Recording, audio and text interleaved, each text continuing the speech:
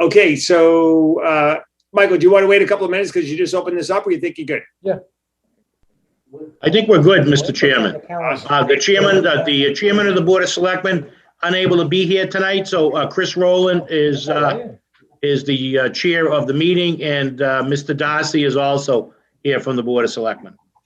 I see Mr. Darcy there. Okay, great. So 7 o'clock, call the meeting to order. Welcome to the Joint Advisory Board Selectmen meeting to discuss the articles for the special town meeting slated for Monday, April 26th. Let me do a roll call for the advisory board. I am here. Keith? Here. Johnny? Here. Maureen? Here. Susan? Susan? All right. I think Susan, you're on mute. You are correct, sir. And I'm There here. you go. All right, good. Is Sherry Costello on? Don't see her. And Carlos? Here. Carlos is here. Beautiful. Okay, so maybe perhaps, and then Paul. Yeah. Paul's there. Beautiful. Okay, great. Thanks. Michael, I recognize you for your board. I will call the roll. Chairman Rowland Yes. and Selectman Darcy. Here.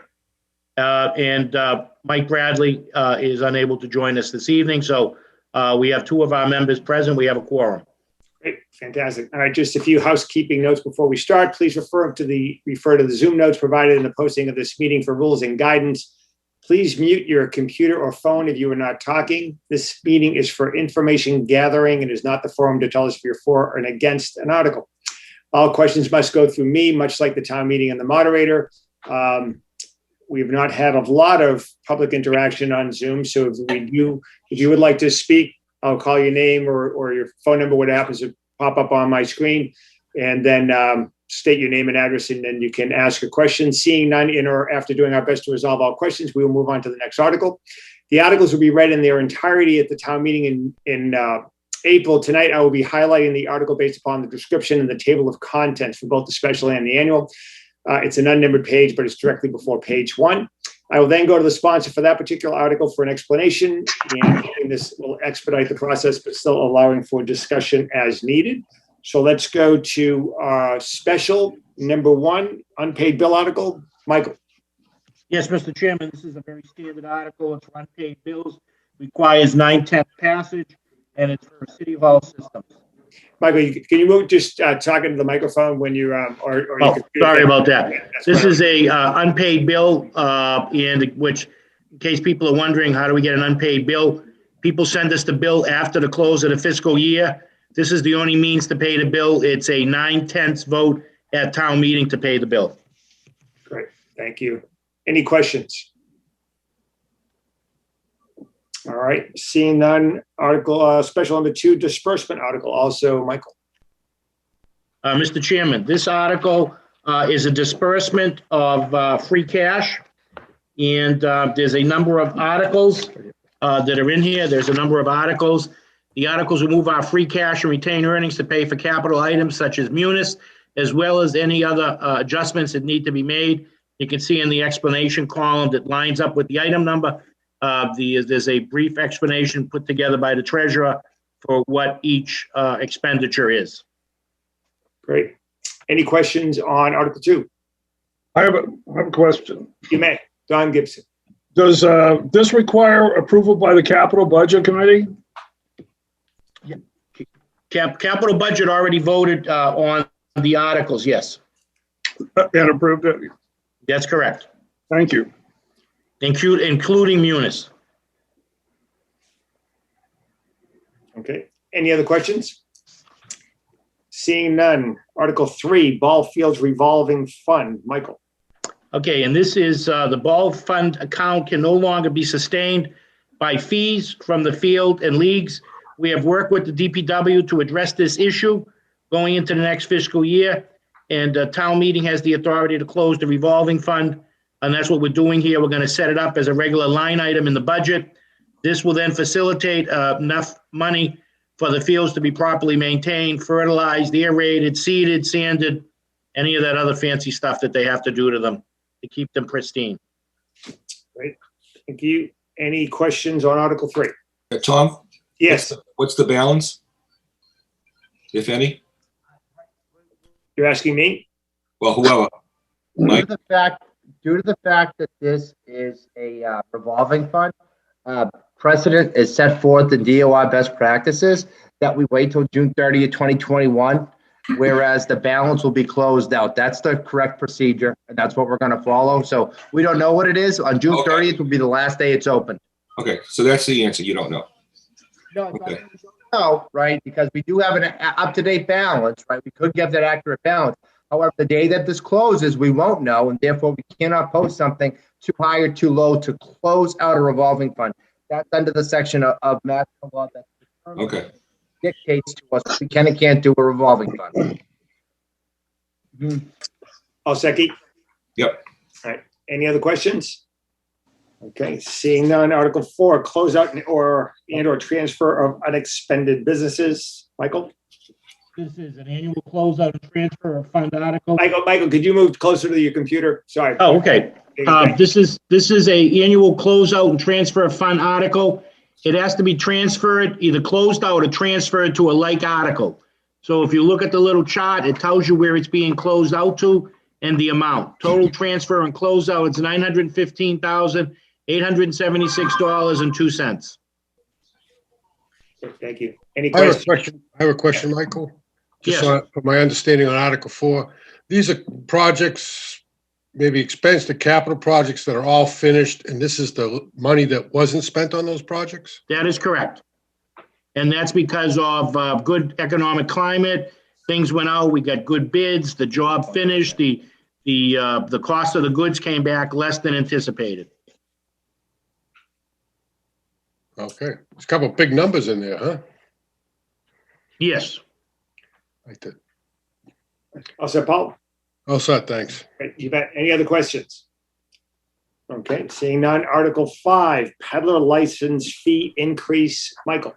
Yep, so this is an article to increase the fee for folks not following the rules of the town code. People may remember this summer, there was a particular stand that didn't get a local, so there's two ways that you could be out on public ways peddling goods.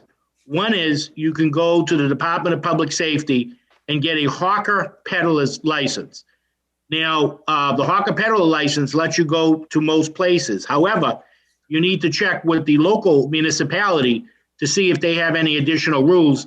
Marshfield has additional rules that if you're going to be on Marshfield property, anything that's not private property, you need to get a permit from the town. The fee for that permit, if you do not get it, the fine is only $100. So that there was a particular stand that kept showing up and they didn't care about the $100. They just chalked that off as the cost of doing business. So we're raising the fee to $500 because that will take a big chunk out of profits. Gotcha. Great, thank you.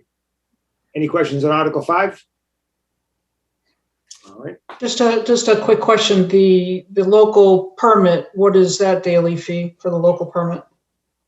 Local permit for the town? I don't know. I can't answer that question. Is it, do you know if is it around $100 or less than $100? Oh, it'd be minuscule. Yeah, it'd be minuscule. Right. Okay. Thanks. Any other questions on Article 5? All right, seeing none. Article 6, amendment of general bylaw, Public Works. Who'll be speaking for that? Well, DPW and Dave Carrier, Dan Bowen, anyone from DPW. I'm here, Tom Reynolds. Oh, Tom, sorry, Tom, I didn't see you. Okay, this is Article 6. Article 6. It's just that this is submitted by the Board of Public Works, not by staff. Want me to take it, Tom? Yeah, Dave, if you'd speak on it. I would. It has been the belief of the Board of Public Works that we should be auditing the actual indirect charges and the offset charges that contribute to our indirects and the offsets in the budget. As you may know from examining the ATM later tonight, about $1,400,000 of transferring this year from indirect charges. And that is, of course, net of any offsets that went in there. So it's actually a little more when it comes to indirect charges. This, we firmly believe that this should be done. The bylaw itself has not been changed, except for the new renumbering that the state mandated, I guess. And that is the reason we're submitting this article. We believe that it should be taken care of. And as you know, town meeting in 2016 did want to have an audit, which was basically passed at town meeting, but was chosen to not be taken place through the executive authority of the Board of Selectmen, which is their privilege. All right. Any questions on Article 7? Don? Picking up on that last comment, if this article passes, is it enforceable, and if by whom? I'll defer to town council on that. Well, it's my understanding that a bylaw is a bylaw, and it is not like a general vote that does not embed it itself in a bylaw. We do adhere to bylaws, at least we have in the entire time I have been in town. But again, we will defer to town council if he determines somehow that it is not enforceable. We will be appealing that to the requirements going forward to inform the town if there's a substantial change. We're talking about Article 7? 6. Okay.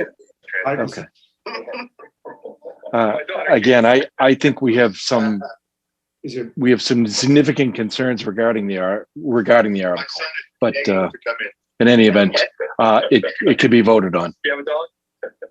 Is there Cat. getting some other noise out there? So thank you. Oh, sorry about that. Okay, thank you. And Mr. Chairman, this article isn't supported by the Board of Selectmen. Okay, thank you. Shocking. Okay. Any other? questions on- Mr. Chairman, can we hear what the concerns council has? You said there are concerns, but didn't elucidate. Do you want to talk about that now? Do you want me to get into our concerns? Mr. Chairman? Yes, please. That'd be great. Thank you, Michael. Okay, Town Administrator and Director of Finance met with DPW management each and every year to review the adopted policy put in place by both the Board of Selectmen and the Board of Public Works each year. We make reasonable concessions on both sides, and over the course of 4 years since I've been here, we have conceded over $700,000 worth of common sense compromises and reductions to the adopted policy. This included a $256,000 direct cash infusion to the enterprise funds as a good faith measure at the special town meeting, October of 2017. This was followed by approximately $125,000 in 2020, $196,000 in 2021, and $126,000 in the current year. The majority of indirect charges are related to pension, healthcare, and general insurance. The cost of the most recent signed agreement included in this year's warrant was $905,410, or 60% of the total cost allocated.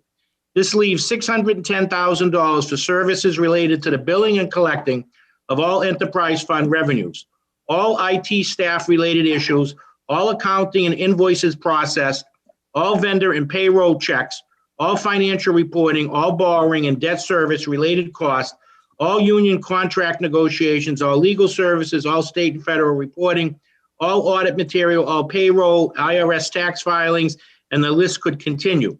If we were to look at the 610 costs total compared to the enterprise fund budget numbers as a whole to the enterprise fund cost, we're looking at a 4% cost overall to their operation. This is a remarkable deal. Over the past 5 years, we have gotten the indirect cost allocation signed by members of the Board of Selectmen, Town Administrator, Board of Public Works, and the Superintendent of Public Works. For transparency purposes, we all agreed to have this policy done prior to 9/1 before we begin the compiling of the budget. So it's a fair standalone document, and the DPW staff has always agreed that we work together each time, and we've always come to an agreement. The policy is 30 separate percent allocations based on data compiled from various town divisions, which is 24 more than the DOR requires of the 6 outlined in DOR best practices. The policy is by far one of the most, if not the most comprehensive policies in the Commonwealth. Policy receives approval from 3 independent review boards each year since its inception. One is the Department of Revenue, the second is the Government Finance Officers Association, and the third is independent auditors. None of these organizations have ever taken exception to our current policy, and we receive a CAFR each year from the GFOA, a tax rate from the DOR, and a clean management letter from the auditors. The Commonwealth's legal division has written our town council informing him the DOR will not be litigating local issues, and there is no problem with our policy as written. The finance department goes through a 6-week, 77-point check listing during a municipal audit. The audit covers every aspect of municipal finance, including all enterprise funds. Those results are reported and filed with the above-mentioned entities. If there was any concern that our policy was not in line with GAAP, a change would be required. If the elected Board of Public Works or private petitioners doesn't like the results of the audit, DOR, or GFOA, it is not the responsibility of town meeting to respond to the board or individual. In fact, we spend 8 to 10% of our year calculating 1% of the operating budget revenue. That in and of itself is over the top and unnecessary. So that gives you a little background on the issue from the financial Off the side. top of your head, Michael? Yes. Pretty impressive. All right, any other further questions on Article 6? I do, if you don't mind. Could the sponsor elucidate what benefit the town is expecting from this article? Yes, I can. Dave, Like, go ahead. may I proceed, Mr. Chairman? You may. Our position, well, I have heard Mr. Maresco's statements, and I've heard them in meetings with him, similar to that. The reality is that you have $1.4 million that transfers between basically a non-tax entity, which you cannot put on your 1040 form if you're itemizing deductions, and it moves over into the general fund area, where if there's any excess of charges, and one of the things I would point out is in those best practices that the DOR has recommended in their guidelines, one of the things they say is the best method is actual charges, not on estimates and policies.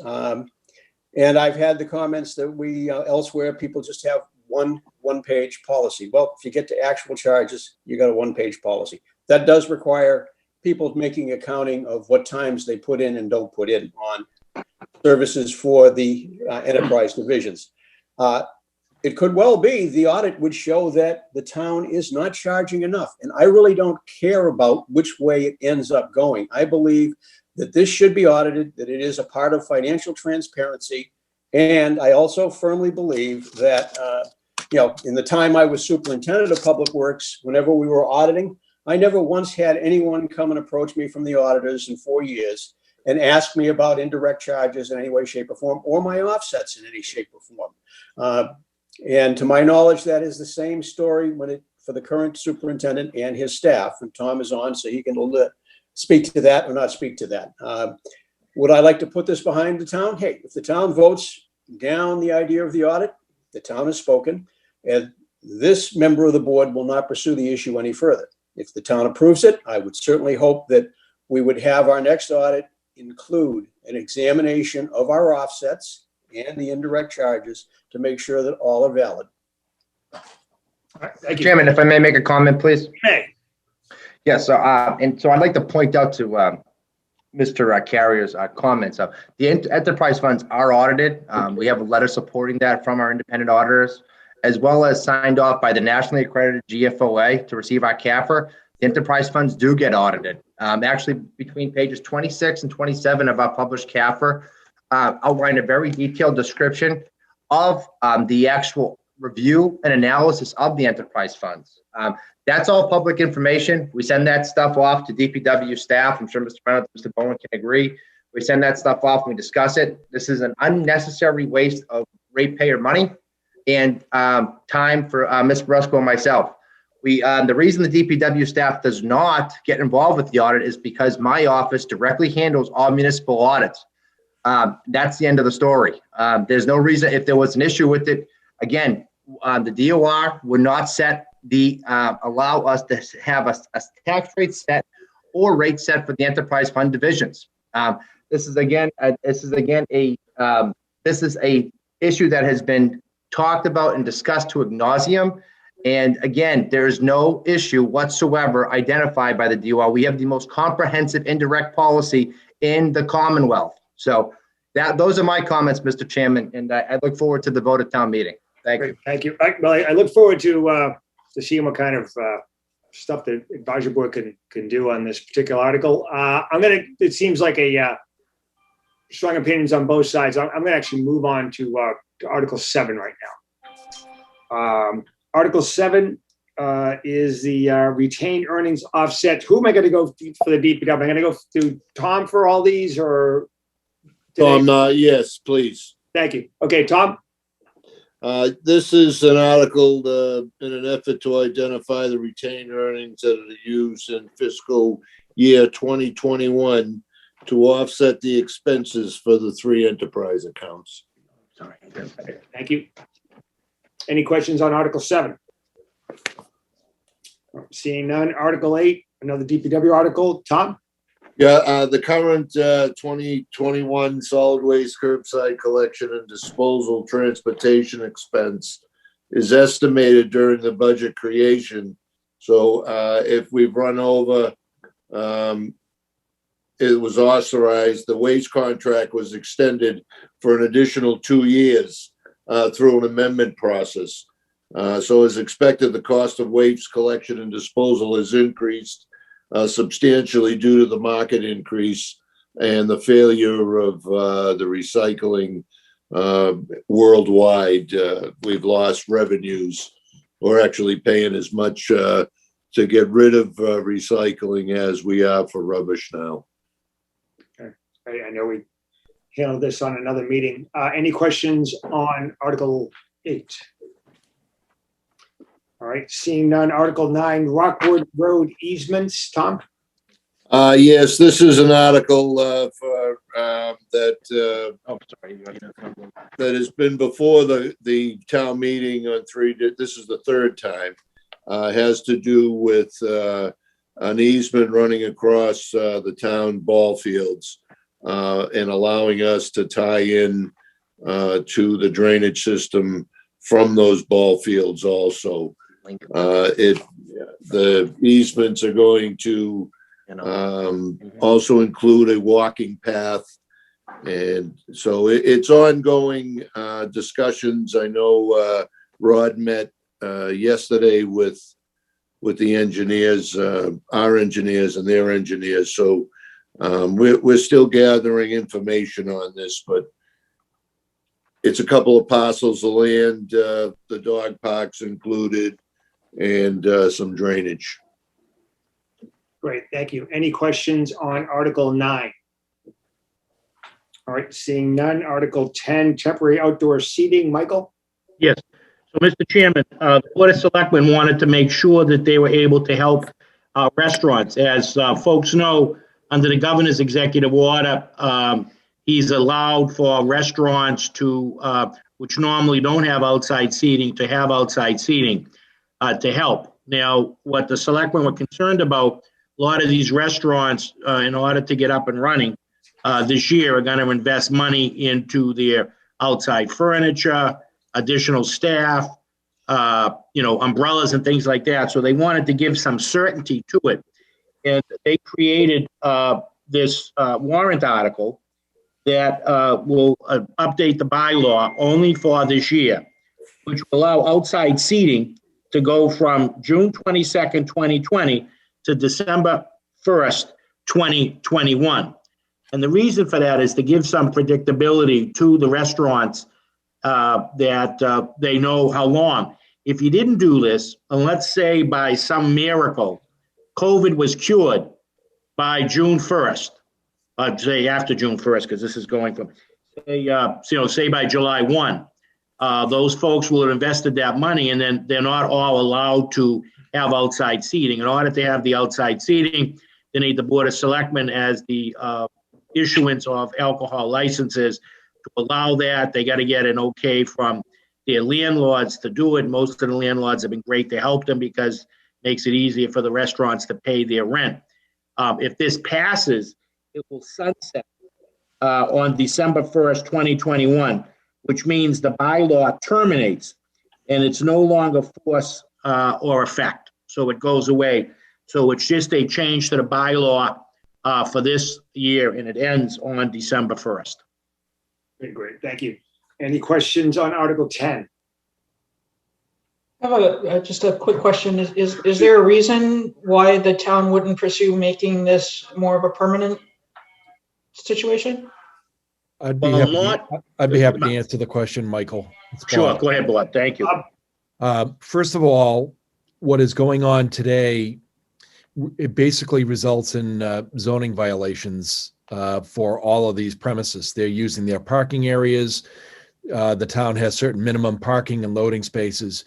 And when the pandemic came in, the governor allowed the towns to basically waive some of these things. Now, this bylaw is intended to take effect in the event that I guess it's unlikely right at the moment, but in the event that the governor says we no longer have a public health state of emergency, and the prior authorization to deviate from zoning bylaws was rescinded. So Mr. Maresco is correct to say that it provides a measure of certainty for the potential applicants.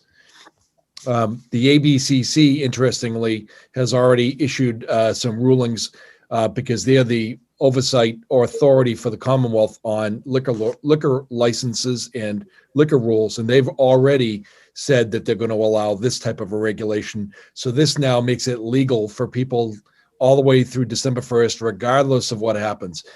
If there's a idea that we should relax or change our zoning bylaws to allow outdoor seating areas, people are free to apply for those now if they can make it work within the current existing code. If we have some existing situations where we can do better, I'm sure people are going to ask for variances or could seek to modify the bylaws to allow these areas. Great, thanks, Bob. You good with that, Susan? Thank you. You bet. Any other questions on Article 10? Seeing none, Article 11, a petition article by Dave Carrier. Dave. Yes, this is basically a second bite at the apple on the Article 6, and whichever way I'm sure they'll be co-joined, and whichever way the vote on 6 goes or the lottery as it comes up, the two of them will come up. I will not pursue it any further should it fail, and obviously if it passes, it is moved. Great. Tom, Bob Galvin Yeah, here. Bob, yeah, good. Bob. This is the article that I was given by Mr. Carrier some time ago. I sent this to the Department of Revenue, and they've already indicated to me that they would not accept this. So, Okay. Tom? Oh, yeah, hold on a second. Just I write my notes here. Who was that? Don? I believe. Don, go ahead. Mr. Galvin. Hold on, Dave, hold on 1 second. Don? I just want to make sure I understand what's happening here. If Article 6 is defeated in the special town meeting, Dave, are you saying that you're withdrawing Article 11? Yes. Okay. All right. Thank you. All right, Dave, question, comment? Yes. Bob, I believe you're you're thinking right. for the You're right. I'm actually referring to the annual town meeting article. That's correct, you Dave. You're right. Thank you. All right. Okay. Fair enough. Okay. Any other questions on Article 11? Questions for the moderator? Yeah, where you got Steve? Yep. Yep. Dawn, do you feel it's appropriate just to kind of get ahead of this and to link the articles, or would you just keep them separate? I haven't decided yet how I handle it. I just wanted to make sure I understood what Dave's position was as the petitioner.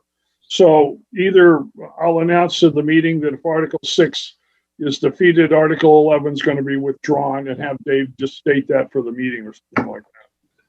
Well, Thank you. Dawn, the only concern, I do think that you should consider linking them because they're essentially the same thing. One was offered by the board and one was offered by Mr. Carrier in his individual capacity. It's the same article. I'll stand persuaded then. I'll link them. All right. If I might, Mr. Chairman? Dave Gary, yes, go ahead. Okay. One of the reasons the article was submitted by the through the Department of Public Works by the Board of Public Works was that there had been an email exchange on another subject in which basically I was advised by the current chair of the Board of Selectmen that if you were going to submit this kind of article, you should do it through the DPW and own it. And I would point out, as I did to him in the email exchange, that we had previously tried to submit this article and had had it basically pushed aside. So that's why there were two bites at the apple on this one. The reality is last year there was a similar article and it wasn't submitted properly. And my understanding is the Board of Selectmen did not accept the article because it wasn't submitted. And I have a further comment on that. No. We can't have a Donnybrook here. Let's have it go through me. Dave I Carrier. would like to point out that the Board of Public Works tried to submit this article prior to that citizens article that was inappropriately submitted, and it was not included in the warrant at the time. And that was at the annual town meeting of last year. All right. Well, it looks like we've got a couple of articles where a little Hatfield McCoyish. We'll figure it out, as a good town always does. Does anybody else have any other questions on Article 11? Tom, Yeah, Keith. just a quick comment. Every time Dave Carrier turns his head, we lose the microphone. It's hard to hear. Thank you. Thank you, Keith. Not sure why my hearing was actually working that time. Any other questions on Article 11? All right, seeing none, we're going to move on to the annual. And we're going to go with my cheat sheet here. Article number 1, receive reports from town officers and committees. Michael. Mr. Chairman, this is a standard article to receive the annual reports that people put together. There's no monetary impact on this article. Great. Any questions on Article 1? Seeing none. Article 2, set compensation for elected officials. Michael. This is a standard article for the elected officials to get paid, including the clerk, who is full-time. This needs to be linked to Article 17. Article 17, the moderator had expressed some interest in, he's being paid $92 divided by 12 months. So I sort of went out there, did the high for moderators, $1,000 in Plymouth. Marshfield, believe it or not, at $92 annually was the lowest. So, Really? I'm stunned. So we picked $100 a meeting. I rationalized that was respectable. So we have a special and an annual in the spring and a special in the fall. So Article 17 is the funding of the $300, and it's here. That's why it needs to be linked so that the compensation adds up to the $95,164. Gotcha. Great. Thank you. Any questions on Article 2? Yeah, the headline in the paper is going to be that the town moderator is tripling his pay. Yeah. I didn't throw the budget out of balance, did I?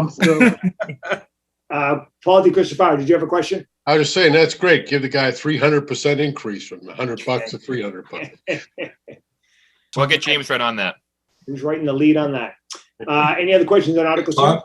Yes, Keith. I've been bringing this up. The selectmen should be the pay elected officials. Assessors should not be. Really should be looked at. Yes, you have. You are like a dog on a meat truck, and I'm sure the selectmen appreciate your tenacity. Thank you. Mr. Chairman, if I may, so being a former selectman and a former assessor, in 1990, just so the folks know the reason how this happened, normally Mr. Polanski is 100% correct that the selectman, the executive branch, is normally the highest paid. In 1990, when the wheels come off the bus, the town was in dire financial straits. It was asked by everyone to take a bite and lower their salaries. The assessors were the only ones that didn't, because they felt as though they had to do double the work, because as the economy was collapsing, they had to lower all the property values. So they were doing double the work and didn't think they should take a pay cut. That's how that happened. Right. Some town lore. Thank you. Any further questions on Article 2? All right. Seeing none, we're going to Article 3, fiscal year 2022 omnibus budget. Michael. Okay, I'm going to spare everyone the details of my budget presentation until town meeting, but just so folks know, it's $103,174,582. All budgets and COLAs are fully funded per union contracts and agreement. The budget presentation will have specific details. It's online if people want to take a look at it now. All funds for the 6 nonprofits are included, and we emphasize that we have a balanced budget that addresses all the needs of the town departments. We've met with each department, as we typically do, at least on 2 occasions. And this is the document after many, many hours of work and meetings with our department heads. And this is a level service budget, which does not require us to lay anyone off or furlough anybody. Great. Thank you. Any questions on Article 3? Seeing none. Article 4, fiscal year 2022 capital budget. Somebody from capital. Anybody from capital? Okay. Capital, is the capital There you budget go. folks here? Okay, if they're not, would you like me to jump in, Mr. Chairman? Well, in the absence of them, I would. Thank you. Okay. This year's capital budget is presented with $2.5 million in borrowing related cost approved by the Board of Selectmen, also supported by the Capital Budget Committee. Munis is the big ticket item. We also have worked with the superintendent of schools to get $600,000 for their fire suppression system to keep our students and staff safe. There is also other expenditures for vehicles.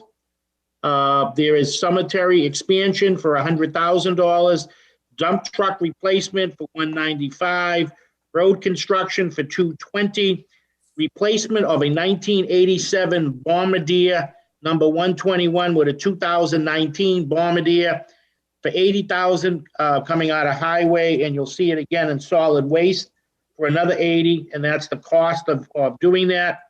Also, radio and PLC replacement for the SCADA system at $60,000, and I think we've covered everything. Okay, great. Thank you. Any questions on Article 4? Yeah, I have a question just on the Paul, go ahead. presentation, Paul. Like I see on the first line item there for the replacement of bathrooms of $500,000, and the capital budget committee is blank. So just explain what that means. So this wasn't, so on the capital, Mr. DeCristoforo, on the capital budget, it's a 5-year look ahead. So there's a lot of things that, as projects come up and they go on to the capital budget list. It's Appendix E. If you look in the book, it's a full listing of every 5-year lookout.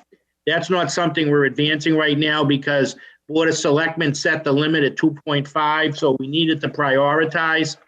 The big ticket item this year, supported by the Selectmen and capital budget, was a replacement of our software. Our software hasn't been replaced and updated 25 to 30 years. That's the real big ticket item. So that's why we did. By the way, I was very impressed with Munis and their presentation. Well, thank you, sir. I appreciate that's what I that. do for a living. I do enterprise asset Yep. IT systems and Well, I appreciate mostly for that. SAP, and that was very impressive. Thank you. It's going to bring you right into the 22nd century. You all set, Paul? Yeah, so this is all look aheads. This is kind of a wish list. If they don't make the committee recommendations, they're not on the list for this fiscal year. That is correct. Yep. Okay, thanks. Any other questions on Article 4? Seeing none. Article 5, revolving fund. Michael. Okay, this Article 5 is the annual article outlining current and projected expenses for the various revolving accounts, as well as sending the spending limit. So if you look at the chart, you'll see beginning and ending balance, and you'll see the limits. This year, we have removed from the revolving fund the ball fields, and beginning on 7/1/21, we will be treating ball field revenues and expenditures as general fund only as the needs for keeping up with our beautiful fields has come close to exceeding receipts and received, especially through COVID-19. It's the townsfolk, as everyone knows here, has expended millions of dollars to get these beautiful fields, and it's not fair to the DPW, Cemetery, Trees and Greens, that they're always trying to get the funds, the necessary funding to maintain those fields. And as I aerating and seeding and sanding and grass cutting and fertilizing, all of that. So this straightens that out for once and for all, that there'll be sufficient funds, and this will be, on that particular account, it will be treated just like any other line item. But for the rest of the items here, this is the revolving account. This sets the limits. Thank you. Any questions on Article 5? Seeing none, Article 6, Chapter 90 funds. Tom, rather.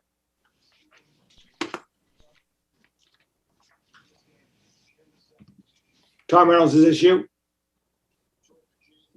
Sorry, I was on mute. Sorry, Tom. No problem. Yeah, this is an annual article in order to get town meeting vote so that we can spend the Chapter 90 monies that the state gives us at $748,619,000 that we get annually to do drainage and road work. Great, thank you. Any questions on Article 6? All right, seeing none, Article 7, Marshfield Cable Television PEG Access Services. Michael. Mr. Chairman, this is a standard article that we'll see every year. For those folks that may not know what PEG stands for, it's the Public Education and Government Channels. And this is the money that this is funded through a special revenue account paid for by Comcast and Verizon. And this authorizes the money. It's $525,000. Great, thank you. Any questions on Article 7?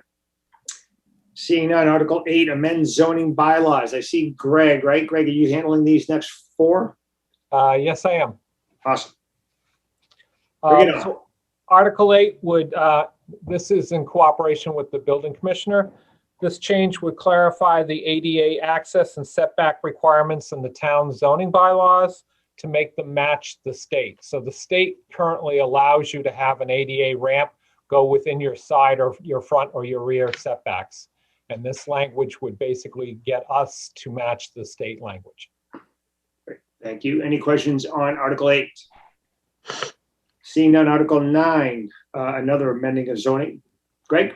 So Article 9 is modifying the existing table of use for the medical and recreational marijuana facilities to allow the use only in the portion of the WRPD that is located within the industrial district, not the piece that's covered by the PMUD. So when we had created the marijuana districts, I had provided a map that showed here's possible locations, because you had to make sure that there was the opportunity to have these things actually cited in the district or the area that you were identifying. At the time, I did not realize that it was in the WRPD. When we had a permit for marijuana facility come in, after the public hearing and stuff, it was brought up to me, and I realized that this needed to be corrected. So this is a correction to what we had told people back when we had first created and cited and said where possible facilities would fall. Thank you. Any questions on Article 9? All right, seeing none, Article 10. Greg? Article 10 is going to allow the existing table use. So again, when we had the marijuana uses come up, the state first did medical, and then almost a year later, or a little over a year later, they came up with the recreational, adult recreational. So we, following the state, had 2 different table of use categories created. We then had a facility come in on Enterprise Drive that was thinking about doing both, but it ran into another zoning requirement that says 1 principal use per building.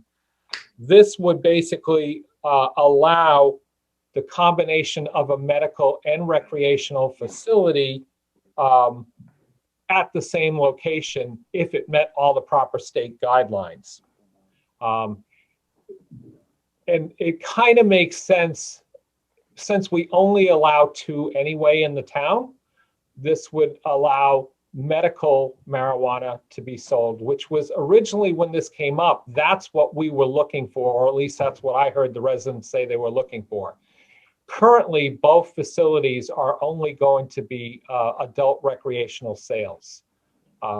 So by adopting this change, we would allow the possibility of one, if not both of them, to also possibly become medical marijuana sales. Thank you. Any questions on Article 10? All right, seeing none, Article 11, Greg. So Article 11 is a lengthy rewrite of our zoning for floodplain. This basically came from FEMA and MEMA. They gave us, here's language we want you to follow.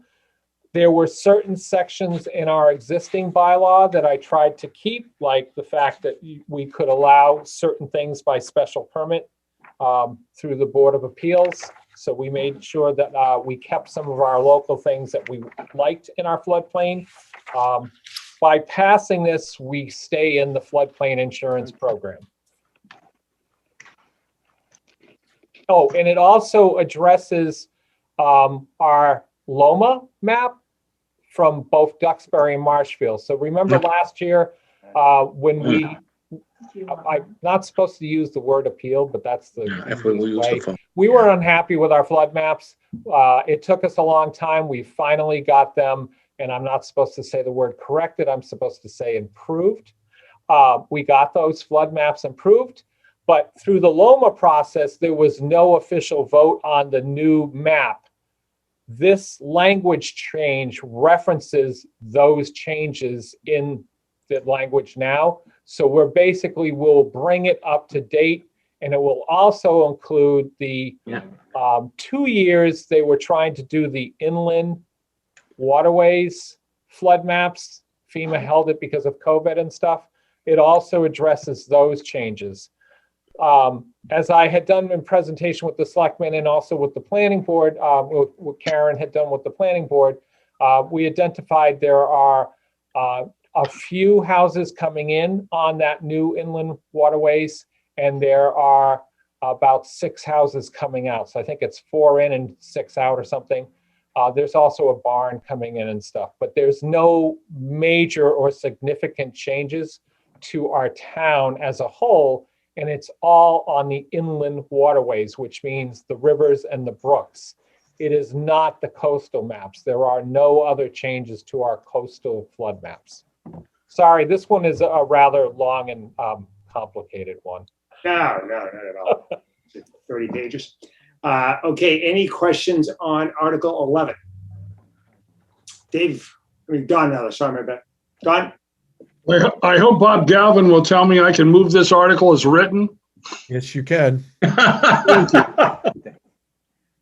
All right, good stuff. It's a lot of reading. Or else we'll be there for a week and a half.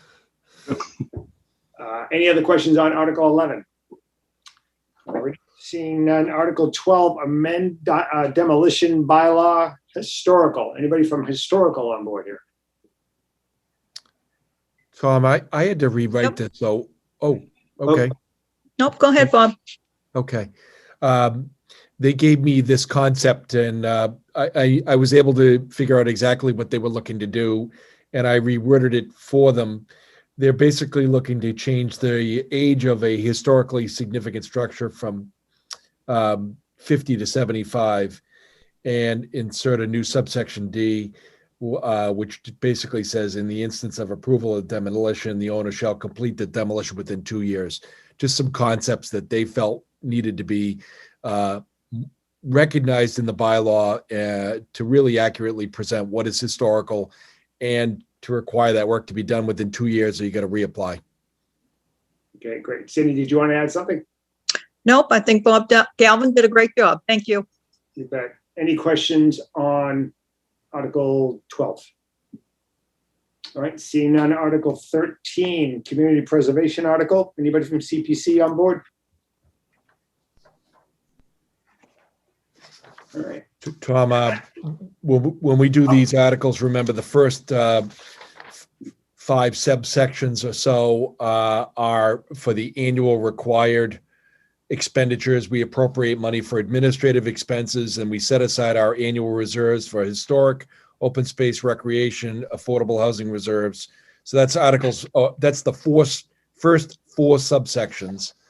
Then the others are actual expenditure articles, and One is to make some revenue, some improvements at the playground at the Coast Guard Hill on Ferry Street, some more improvements to ball fields and playgrounds. And the last is for the Moby mats that we've been installing at the beach to improve handicap access to open space areas. Great, thank you. Any questions on Article 13? Seeing none, Article 14, private roads acceptance. Tom? Yes, I believe we're going to pass over this, the monies that we got for the roads monies. I believe we were going to pass over this article. Fantastic. All right. I will move on to Article 15, conveyance of land to Conservation Commission. Tom? Yes, this is the Couch Cemetery land, the campground. Some of it has been designated for mitigation land for turtle protection, and there's still some acreage there in regards to doing that also. But by conveying this to conservation, it saves the town a substantial amount of money having to pay a land trust to take care of it. So this is a win-win for the town. Great, thank you. Any questions on Article 15? All right, seeing none, Article 16, maintenance and temporary repair of private ways. Tom? I'm sorry, I got the last one and this one mixed up. The acceptance of roads is going forward, Article 14. It's Article 15, 16 that is the one we're going to pass over. Okay, all right. I'm sorry, I got them mixed up. Okay, so that's okay. So let's go back into Article 14.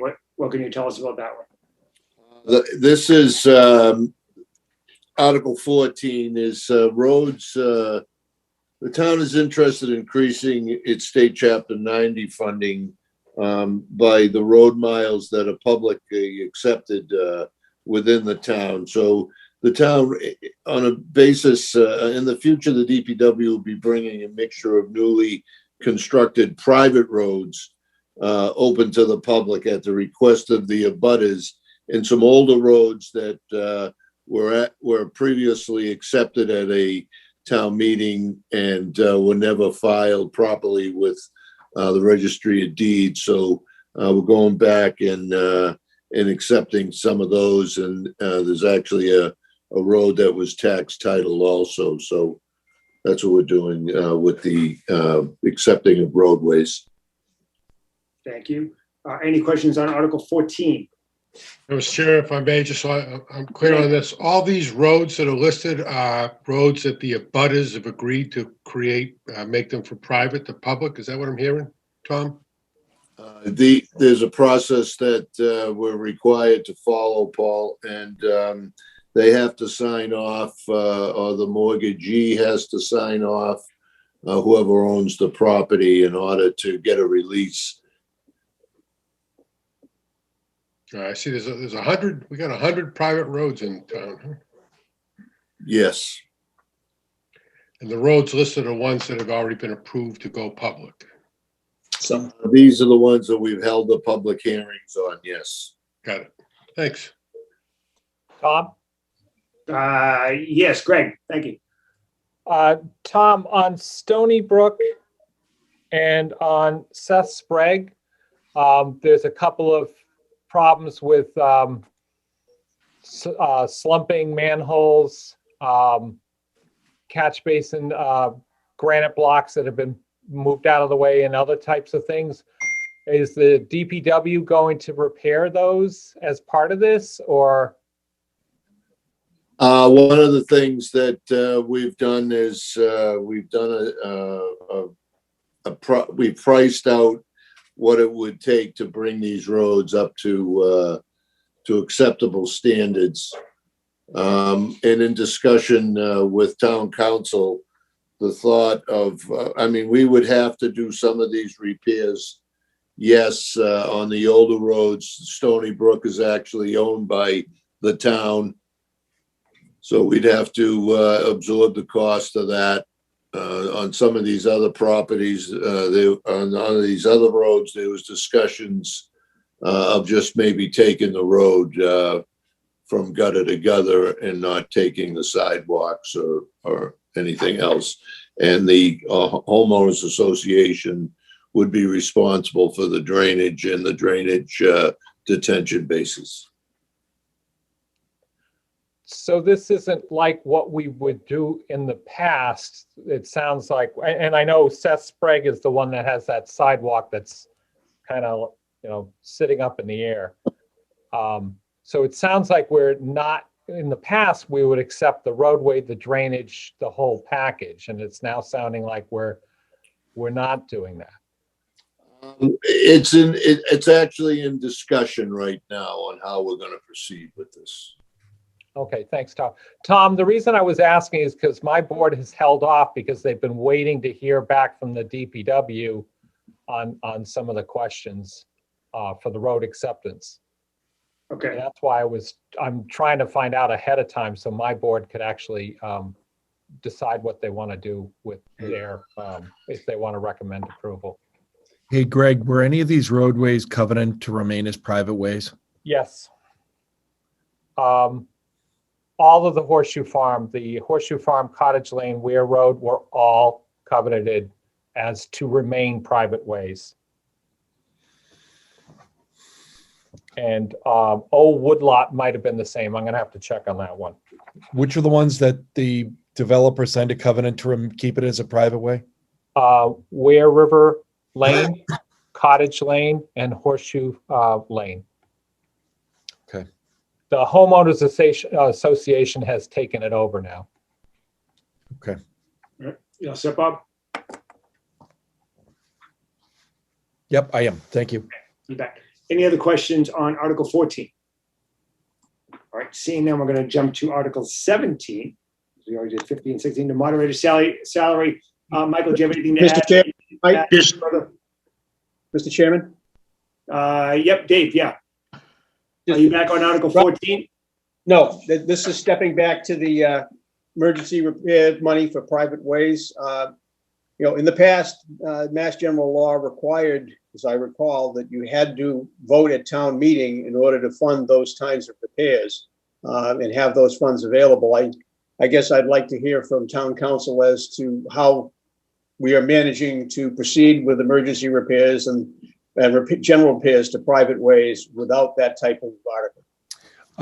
Well, I'd be happy to answer the question. As Mr. Carrier knows, we have a general bylaw that we're required to adopt. And as long as we've adopted that bylaw, which we have, then we're allowed to appropriate money to expend money to repair private ways. And that's the authority under which we're doing that. And absent that bylaw, we would not be able to do this. Great, thank you. Dave, you all So we set? do not have to have a specific funding established already, correct? We have once we have a bylaw, we're allowed to appropriate money to make emergency repairs. Okay, thank you. You bet. Thank you, Okay. Mr. Chairman. You're welcome. Now we're moving to Article 17. Michael, you addressed that in Article 2. Do you have anything else further on Don Gibson's exorbitant salary increase?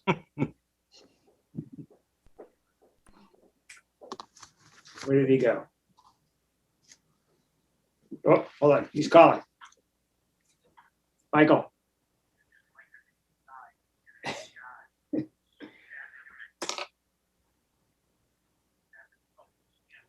Okay. That was pretty good stuff right there. Me talking on the phone, but not saying anything. Michael's computer died, but now Patrick Del Russo apparently has the skills to get it back up and running. And we shall be the judge whether that's true or not. Oh, there he is right there. Get it off of mic. Get off of mic, Michael. Nope. Still on mute. Still on mute. Still on mute. Can you hear me now? There we go. Now we can hear you. Okay, Article 17. So It was a lot of work, Michael. I got to be honest with you. Yes. Do you have anything more to add that you didn't add already in Article 2? no, I think we covered it. This just needs to be linked with Article 2. There you go. All right. Any questions on Article 17? All right. Article 18, a petition article. Dave Carey. This is the article that town council had referred to earlier, and it does have flaws, which he pointed out to me, and I will look to pass it over. You're gonna pass it over? Fair enough. He's passing over. All right. We have another petition article, and is it Monica and Natalie? Yes, hi. Hi. All your stuff. Sorry. You can tell us a little bit about your article, which is 19, which is a private petition article on traveling animal acts. So I decided to bring this to your attention and to the public attention because 2 years ago I was shocked when the circus came in town, the Garden Bros Circus 2 years ago in April. I was absolutely shocked that it was allowed to perform. I was, it was kind of a rage. I went to the fairgrounds to see, to protest with other people. And I saw, in fact, one of the elephants, and it's still, I still feel very upset about it, seeing this elephant going back and forth, that it's a typical sign of he was swaying back and forth. It's a typical sign of stress.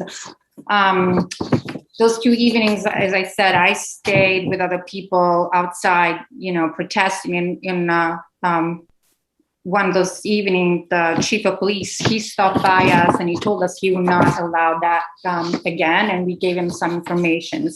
So I went to protest. Other people I know posted on Facebook to complain about it, and other people I know called the ACO, as he told me, to complain on the matter. That means that people in general are getting more and more aware of the cruelty that is associated with the circuses.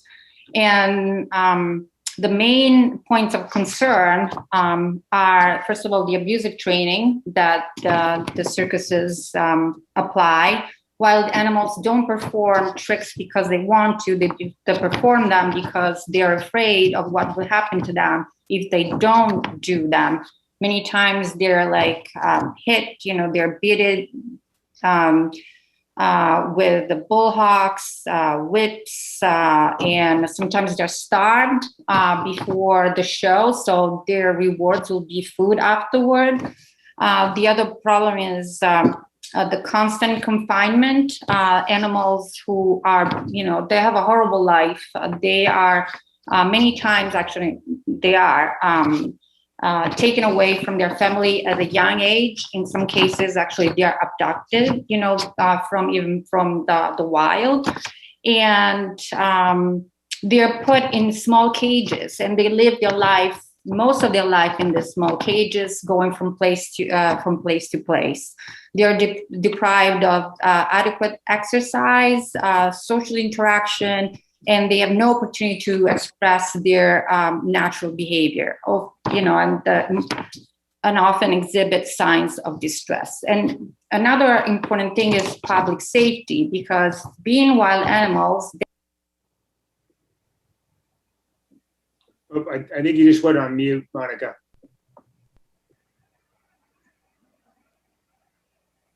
Did you guys hear me?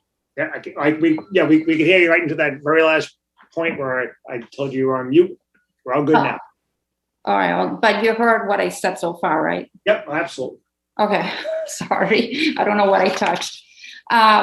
So what I was saying about public safety, they're unpredictable. So there have been many, many accidents, even here in Massachusetts, where the animals, just act up, and there have been hundreds of people injured.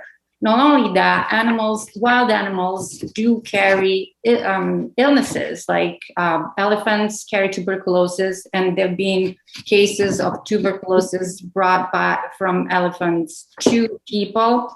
The big cats have ringworms sometimes, and they can be infected with COVID-19. And also, no wild animals is vaccinated for rabies, so that's another thing. And ultimate, there is very little oversight on the federal level, unfortunately. So that's why many municipalities are taking it upon themselves to do something about it, forbidding circuses to go to perform in their towns. There have been, so far in the United States, there have been 155 localities, 37 states, and 13 towns here in Massachusetts, including around us in the South Shore, Braintree, Weymouth, Quincy, and Plymouth. Great. Okay, thank you. Thank you. Questions for the petitioner, Article 19? Stephen Marshall. Yes, thanks, Tom. Just a point of clarification, there was a similar article that was passed at Holliston Town Meeting, and the Attorney General struck down the section about, the Marshfield Police Department or animal control seizing the animals if there were a violation. So it's my understanding, just to give you a heads up as well, Mr. Moderator, that there will be an amendment submitted on the floor at town meeting to strike that particular section. And I believe it's Monica's intent to give that language written in advance, Mr. Moderator. Yes. Please. Great. Will do. Thank you. Paul, did you have a question? Yeah, it was a very impressive presentation, Monica. You've done your homework. I'm reading through these animals, which a lot of them I don't recognize, but it seems to me to be able to monitor this, and it seems to be a pretty tall order for the town. I mean, I agree with it. I agree with the ideology of it, but it seems to be who's going to manage this? Who's going to actually go in and it's just like the Selectman Steve said, that the police would not have the jurisdiction to remove these animals. So I guess my question is, it's a good thing, it's the right thing, but it seems to be difficult to just throw in a town to try to manage. Well, I'm not sure. So if could you want me to try to clarify that? This is Phil Tavares, the police chief. All right, Phil. Yes. So we would actually investigate along with animal control. And as long as they put the proper verbiage in and make those changes, obviously, we're not going to be able to seize, elephants and, house them somewhere. So as long as the proper verbiage is in there, we will investigate. And any of these things typically involve a license from the Board of Selectmen, and we wouldn't allow them to be licensed. In doing my research, she's absolutely right. There is no way I would ever allow that circus from a police standpoint ever to come back into town ever again. Now, in regards to how it would affect the Marshfield Fair, they don't have any of those exhibits, with the exception of a small children's petting zoo that involves goats and some animals along those lines, but the camel rides. So those are the only two things that I'm aware of that would be affected at the Marshfield Fairgrounds, and that's typically the only place that would have any of these type of exhibits. So we would obviously investigate, and we could issue citations, and we would assist in the removal. But as far as the housing of these animals, we would need some assistance on that.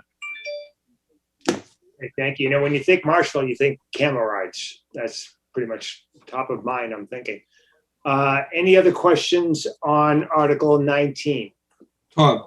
Yes, Keith. If she wants us to vote on it next week, she should give you a copy of the amendment if possible, so we can vote on the amended article. Did you hear that, Monica? Yeah, I can do that, no problem. That'd be great. So it was about the fact, so when circuses are not allowed in a town, so if there is a bylaw, they just don't go, because there are actually fines and they don't want to be fined by the town. So they really don't become an issue.